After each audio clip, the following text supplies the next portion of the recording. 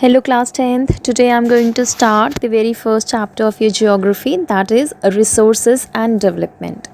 Okay, so in this chapter we will cover certain topics, that what are the resources, what are the classification of resources, how resources are very useful for the progressive approach of the mankind, what are the do's and don'ts to preserve the resources.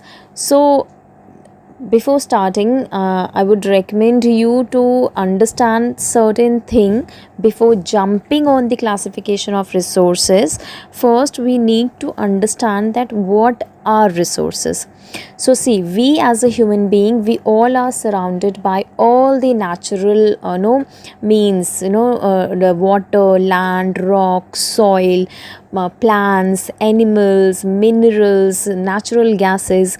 So these are basically the gift which is given by the nature for our consumption. Okay, we as a human being are free to consume these things in a positive manner to be more productive and to achieve the progressiveness of the humankind.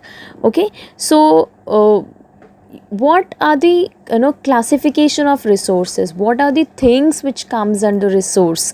So bhai dekho, not everything becomes a resource. To become something resource, there are certain things which has to be the qualify. Pehla, the technological accessibility, the economical feasibility, and the cultural acceptance. So the point is that which is thing which are available to us, they are technologically accessible, means whatever natural gift we really need to develop a sort of technology to access it. For example इसको कैसे समझ सकते हैं हम कि कोई भी चीज़, कोई भी नेचुरल जो वस्तु हमारे आसपास है, वो तब तक रिसोर्स नहीं बन सकती है हमारे लिए जब तक कि हम उसको कंज्यूम नहीं करें.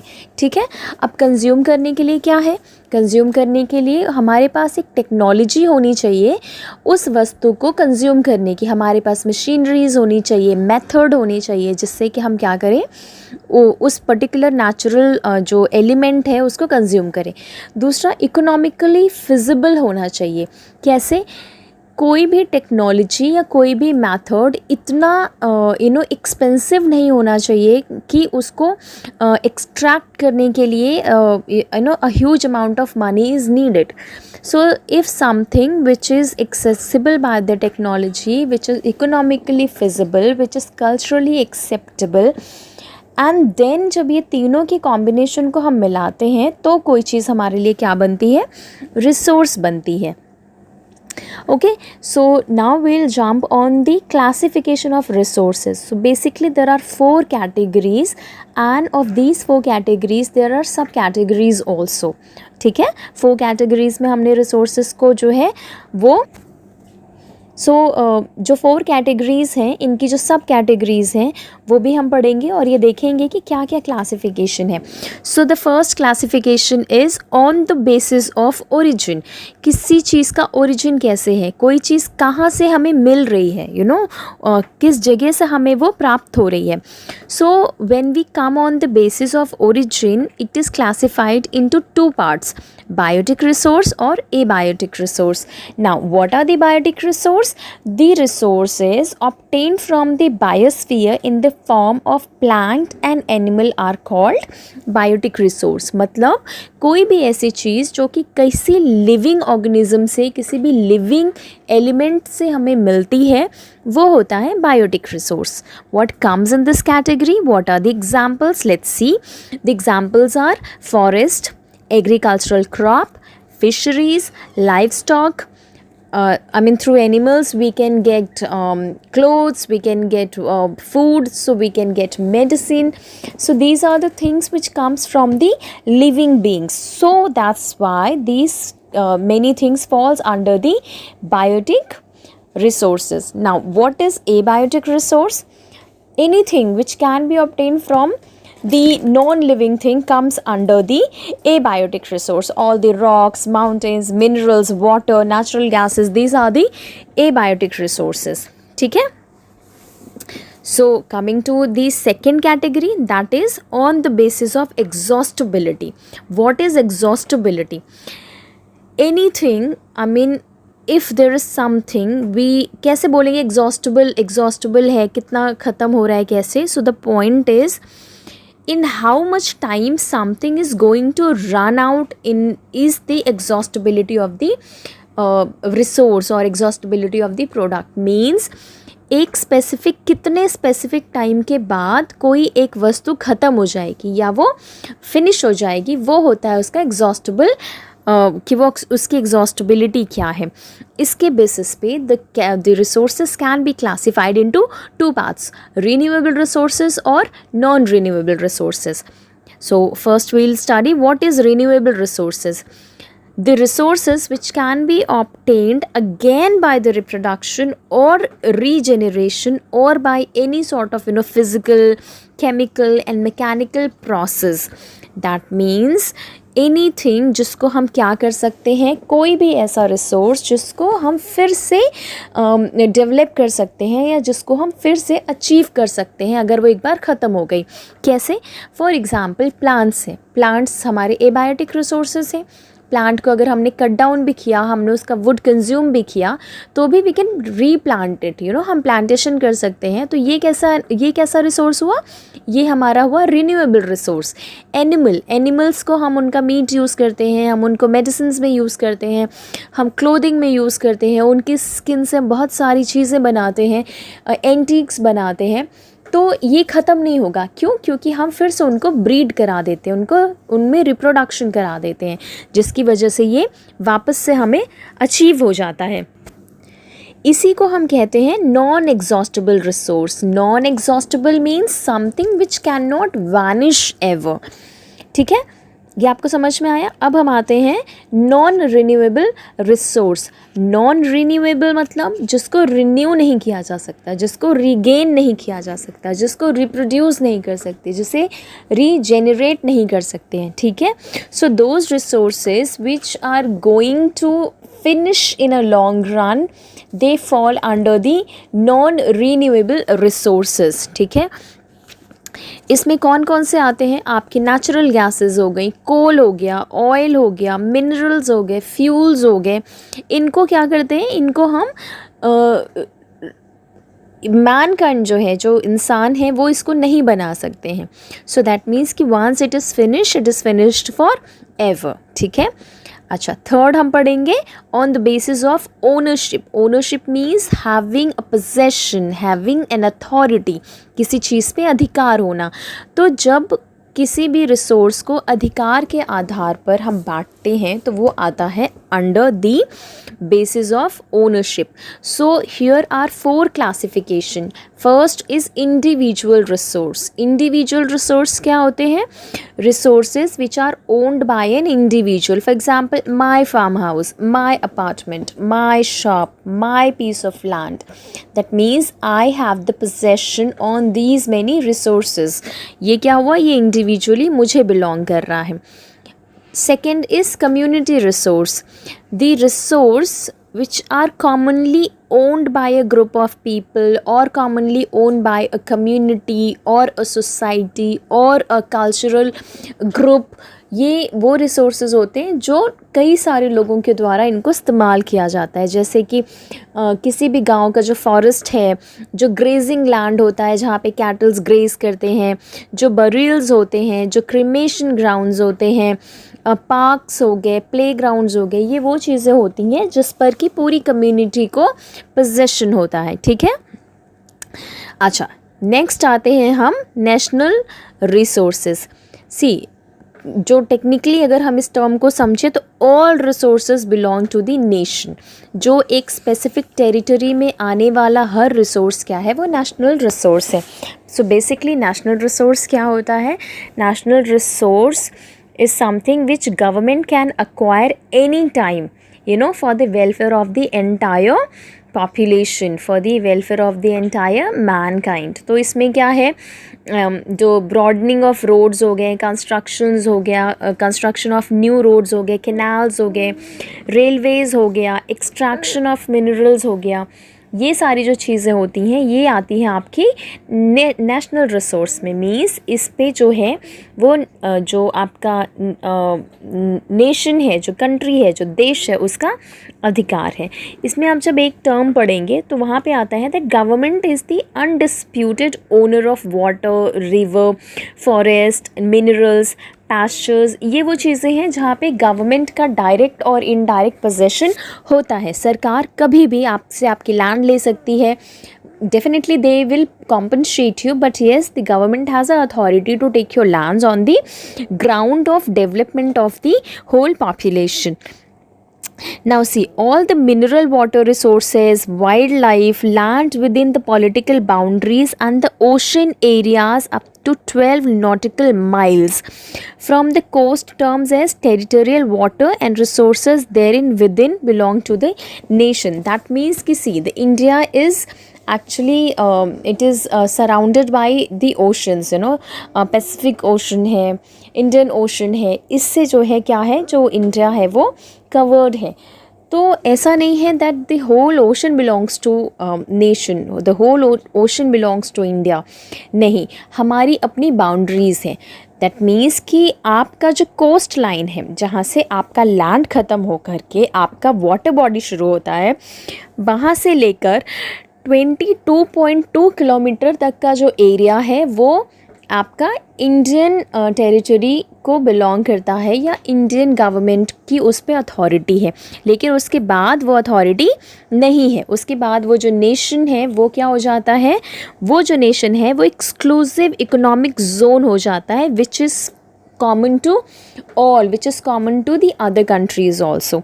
ठीक है, तो ये तो हो गया हमारा भाई national ownership. Coming to the international resources, now what are the international resources? International resources में क्या हो गया, जैसे oceans हो गए, ओशन जो है, what are the ocean, airlines हो गए, एयर रूट्स हो गए, ये सब जो चीज़ें होती हैं ये होता है आपका जो स्ट्रक्चरल हेजमनी है, जो स्ट्रक्चरल डेवलपमेंट है, जहाँ पर कि आपका एयर रूट्स हो गए, आपके ओशन रूट्स हो गए, इस पर क्या है, वर्ल्ड का जो बाकी के देश हैं उनका भी अधिकार है। तो वो रिसोर्सेज जिस पर किसी एक कंट्री का नहीं बल्कि पूरे वर्ल्ड का अधिकार होता है, वो आपका होता है इंटरनेशनल रिसोर्सेज। ठीक है, now coming to the another point, that is on the basis of status of development. ठीक है, इसको भी हमने फर्दर 4 पार्ट्स में डिवाइड किया। First part is potential resource. See now what is potential resource? Potential resource means that a particular place has a resource जिसको use नहीं किया गया अब तक, जिसका इस्तेमाल नहीं किया गया, लेकिन आने वाले समय में इसको हम क्या कर सकते हैं, इसका हम इस्तेमाल कर सकते हैं। मीन्स ये हमारे लिए एक पोटेंशियल है, इसमें एक संभावना है कि ये हमारे लिए बेनिफिशियल होगा। जैसे कि wind and solar energy in Gujarat and Rajasthan, second forest reserve of Arunachal Pradesh. ये 2 एग्जाम्पल आपको इंडिया के कॉन्टेक्स्ट में दिए गए हैं, which shows that these are the areas where these resources have a potential to be used in further और in a long run. ठीक है, दैट मीन्स इनका भी यूज़ नहीं किया गया है, लेकिन ये रिसोर्सेज हमारे पास अवेलेबल हैं। ठीक है, developed resources, these are the resources which are already surveyed, accessed and their quality and quantity have been determined for utilization. What are these resources? ये वो resources होते हैं जो कि बहुत लंबे समय से इनको एक्सेस किया जा चुका है, इन पे बहुत सारी टेक्नोलॉजीज़ बन चुकी हैं, इनको ज़्यादा से ज़्यादा इस्तेमाल करने के लिए ये आता है आपका डेवलप्ड रिसोर्सेज में। फॉर एग्ज़ाम्पल कोयला हो गया, आपका लोहा हो गया, आपके और मिनरल्स हो गए जिनका बहुत टाइम से यूज़ हो रहा है। ठीक है, तो ये हुआ आपका developed resource. Okay, now the third is stock resource. भाई अब देखो स्टॉक रिसोर्स क्या है। There are many materials in our environment which can satisfy human needs and want, but the point is that man does not have the technology to access those resources. ये ऐसे है जैसे कि आपके सामने plate में पूरा खाना रखा हुआ है, लेकिन आपके हाथ पीछे से बांध दिए गए हैं और आपके मुंह पे टेप लगा दिया गया। वो खाना आपके पास है लेकिन आप उसको खा नहीं सकते हैं, आपके पास वो मेथड नहीं है खाना खाने का। तो वो रिसोर्सेज जो कि एक बड़ी क्वांटिटी में नेचर ने हमें दिया है, लेकिन उनको एक्सेस करने का, उनको यूज़ करने का हमारे पास कोई मेथड नहीं है, टेक्नोलॉजी नहीं है। For example H2O, this is something which makes water, ठीक है। इसमें हाइड्रोजन और ऑक्सीजन के मॉलिक्यूल्स को जब मिलाते हैं तो वाटर बन जाता है, ये हमें पता है, ये केमिकल प्रोसेस है। लेकिन ऐसा नहीं है कि whenever we'll be in the scarcity of water we can not go for this method, we can not make water by using this method. So we know it, but to implement it on the practical grounds, this is very much impractical। ये संभव नहीं है कि इस तरीके के technology को use किया जा सके और हम वाटर को प्रोड्यूस कर लें। तो ये हुआ आपका भाई stock resource. Now second is reserve resource. ये वो रिसोर्सेज होते हैं जो कि हर गवर्नमेंट, हर जो नेशन है वो अपने कुछ रिसोर्सेज को प्रिजर्व रखता है, उनको कंजर्व रखता है। क्यों? To use it later, to use it in future, to save the future in some manner. Like we have many rivers, but we are not utilizing all the waters from all the rivers. We have made some rivers untouched till now, जिस पर कि dams नहीं है, जिसके water पे canals हमने नहीं develop किया है। क्यों नहीं किया है? कि इनका जो वाटर है इसको हम रिजर्व रखेंगे, कब? फ्यूचर के लिए। सो अब हम एक बार इसको पूरा चैप्टर अब तक जितना हमने पढ़ा उसको मैं आपको रिवाइज़ करा देती हूँ। बेसिकली रिसोर्सेज वो यूनिट है जिसको कि अपने इस्तेमाल के लिए ह्यूमंस हैं वो कर सकें, और इस्तेमाल करने के लिए हमारे पास टेक्नोलॉजी होनी चाहिए, इकोनॉमिकली हम वो चीप होना चाहिए, ताकि उसको अपने यूटिलाइजेशन में लाने के लिए बहुत एक्सपेंसिव प्रोसेस नहीं होना चाहिए। क्लासिफिकेशन ऑफ रिसोर्सेज जब हम पढ़ते हैं तो क्लासिफिकेशन ऑफ रिसोर्सेज को बेसिकली 4 पार्ट्स में हम डिवाइड कर सकते हैं, ठीक है। वो 4 पार्ट्स क्या है? On the basis of origin, on the basis of exhaustibility, on the basis of ownership, on the basis of status of development. On the basis of origin can be divided into 2 parts, biotic resource and abiotic resource। abiotic resource वो होते हैं जो कि non living things से मिलते हैं, biotic resources वो होते हैं जो कि लिविंग थिंग्स से मिलते हैं। On the basis of exhaustibility को भी 2 पार्ट्स में डिवाइड कर सकते हैं, रिन्यूएबल रिसोर्सेज और non renewable resources. Coming to the basis of ownership, on the basis of ownership this could be divided further into 4 parts, individual resource, second community resource, third national resource, fourth international resource, ठीक है। Fourth point जो है that is on the basis of status of development. इसमें क्या है? First है potential resource, second है developed resource, third is stock resource, and fourth is reserved resources. So I hope I could make you understand the classification of resources, and in the coming point we will be discussing the development of resources in some other manners. Okay.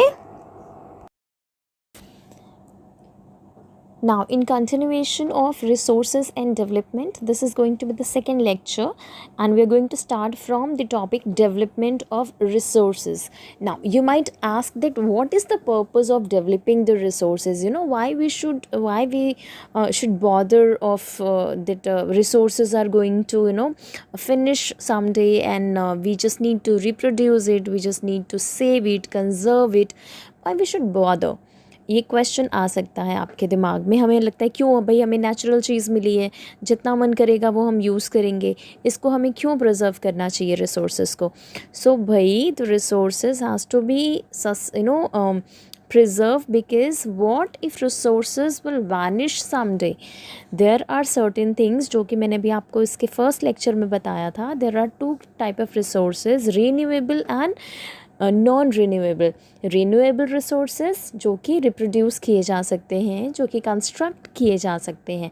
But what if the non renewable resources have vanished. आप क्या करेंगे अगर oil ख़त्म हो गया, जो natural gases हैं वो फिनिश हो गई, पेट्रोलियम्स फिनिश हो गए, कोल फिनिश हो गया, मिनरल्स फिनिश हो गए. There is no another source of making all these things. So we really need to preserve the resources. The development of resources can be essential, not can, it is actually very essential for the betterment of the humankind, for the mankind to sustain the existence in a long run.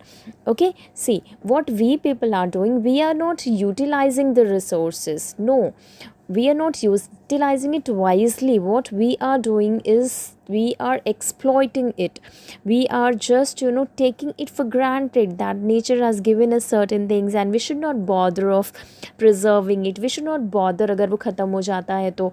ये हमारा mentality हो गया है. इसमें आप जब point पढ़ेंगे कि what are the problem if resources lag to finish someday, तो इसको आप ऐसे समझिए DIA, दिया, दिया DIA, इसको शॉर्ट फॉर्म में हम पढ़ेंगे कैसे. D stands for depletion of resources, ठीक है. I stands for indiscriminate utilisation of resources. A stands for accumulation of resources. ठीक है. Depletion of resources is what? That means we are not utilizing the resources. What we are doing? We are just exploiting it. हम उसको बस wisely नहीं use कर रहे हैं कि हमारे पास कोल अगर है तो हम उसको wisely यूज़ करें. हम उसको exploit कर रहे हैं. हम उसको unnecessary में भी जहाँ पे यूज़ नहीं हो रहा है हम उसको extract कर ले रहे हैं, उसको रख ले रहे हैं. तो इस तरीके से हम उसे इस्तेमाल कर रहे हैं. I जहाँ पे indiscriminate utilization of resources, that means here we are not utilizing the resources as much they are needed. Here in certain greed, in certain race to show our superiority, we are indiscriminating the utilization of resources. Third is accumulation of resources. See, this is something where our society is being made in two parts, rich and poor. Rich have, poor have not.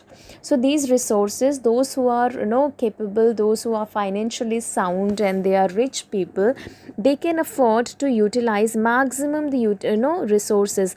They can utilize the electricity, they can utilize pure water, they can utilize a lot of things where the poor people of the society, they don't have that much of privilege to utilize these many things. Okay, why? Because they don't have money to consume it. So that is how the accumulation of resources is in few hands, and those few hands are actually running or controlling or having the supervision or the superiority over these natural resources. Next point would be the pollution and health problem. If we are not utilising, अगर हम जो हमारे पास भगवान ने resources दिए हैं, जो हमें नेचर ने दिया है, अगर हम उसको वाइजली इस्तेमाल नहीं कर रहे हैं तो उससे क्या हो रहा है? उससे पोल्यूशन हो रहा है. जैसे कि हमें नदियाँ मिली, हमें वाटर बॉडीज़ मिली. वाटर बॉडीज़ बहुत इंपॉर्टेंट है, आपको पता है कि वाटर का सिग्निफिकेंस क्या है हमारी लाइफ में. But what we people are doing, what we just for our greed, just to satisfy our ego, what we people are doing, we are making it dirty, we are polluting the water, we are polluting the underwater, we are extracting it unnecessarily. हम क्या कर रहे हैं, ज़मीन से जो under water है उसको हम बहुत ज़्यादा उसको इस्तेमाल कर ले रहे हैं, जिसकी वजह से क्या हो रहा है कि ये जो नेचुरल बैलेंस है वो गड़बड़ हो जा रहा है.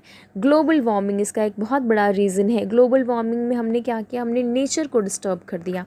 जो नेचर का बैलेंस था उसको हमने डिस्टर्ब कर दिया, और इसका जो एक बैड इम्पैक्ट है, इसका एक जो एडवर्स इम्पैक्ट है वो आज हम सब के सामने है. इसको बताने की ज़रूरत नहीं है कि अगर हमने रिसोर्सेज को वाइजली नहीं यूज़ किया आने वाले टाइम में, तो ये रिसोर्सेज जब ख़त्म हो जाएंगे कुछ डिकेड में, तो हमारे पास ऐसा कुछ नहीं बचेगा जिसको हम इस्तेमाल कर सकें. अभी अगर आप पढ़ते हैं तो आपको ये पता है कि वाटर जो बॉडीज़ जो है वो श्रिंक हो रही हैं, जो ड्रिंकिंग वाटर है उसका जो परसेंटेज है वो श्रिंक हो रहा है, और जो ओशन में वाटर है उसका प्योरीफिकेशन इतना स्ट्रॉन्ग, इतना एक्सपेंसिव है, इतना इनकन्वीनियंट है कि हम ओशन जो है उसका पानी अपने इस्तेमाल में नहीं ले आ सकते हैं, ठीक है, क्योंकि it's not about few people, it's about feeding the whole world at a time. So we are wholly and solely dependent on the very less percentage of drinking water. But what we are doing, we are not using it wisely, and the day is not so far when we'll be finished with the drinking water, and a very adverse impact will come on us. Okay.